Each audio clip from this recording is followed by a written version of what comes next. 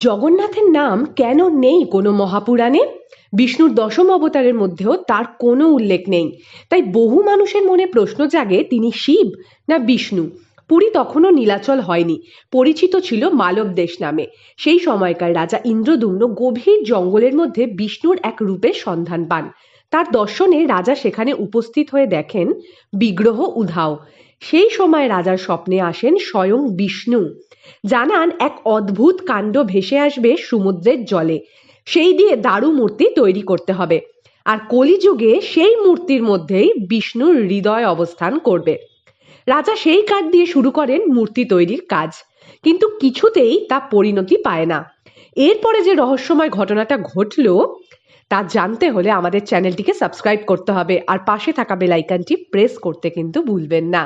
আর অবশ্যই বলবেন হর হর মহাদেব, ওম নমঃ শিবায়।